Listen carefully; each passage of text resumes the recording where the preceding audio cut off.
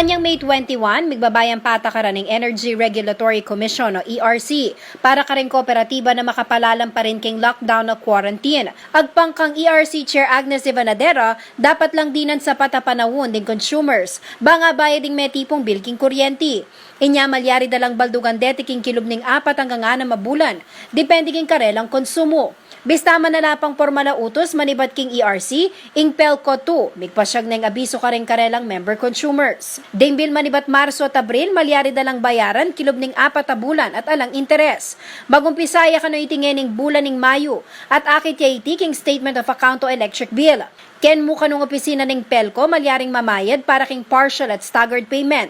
Ing San Fernando Electric Light and Power Company o SFELAPCO, panayan dane pa kano yung formala utos manibat ERC. Bayo lamang miyang statement, dikil king pamamayad kuryente. Ing City of San Fernando Water District naman, tanggapya naman kanong partial payment. Dala naman kanong pupwersan din karelang concessionaires king pamamayad water bill.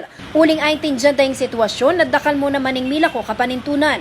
Ngini kasi ma'am, tatanggap ka tang partial payment and no penalty ka and of course no disconnection ka ta po.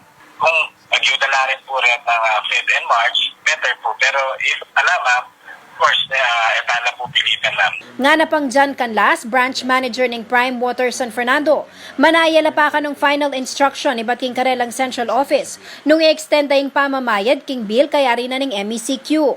60 to 80% kanuing cut king revenue king kilob ning adwang bulan. Uli nga lang lulwal bang mamayad at ning aliwa, mila kola obra at alapang pamayad. On our part po kasi, manayag po ang final instruction from our central office. Of course, this will be aligned naman in namang policy ng ibiyanan ng katamong LGU or pamahalaan tamo po. Pero definitely for the month of May, alakata pong maging disconnection. Samantala, sinabi na ning ERC kareng electric cooperatives na ikawan niya yung bilking konsumong sakop na ning community quarantine manibat March 16 hanggang May 30, 2020. Karing ating konsumong 200 kilowatt per hour anyang Pebrero a pinataking March bill. Pit na niyang 6 mabulan ning pamamayad na magumpisa king June 15 hanggang November 15.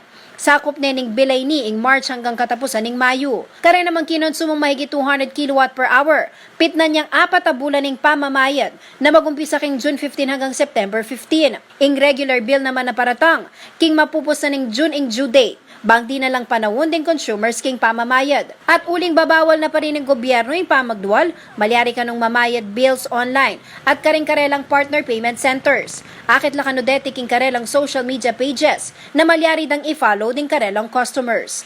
Jennifer Salenga, CLTV 36 News.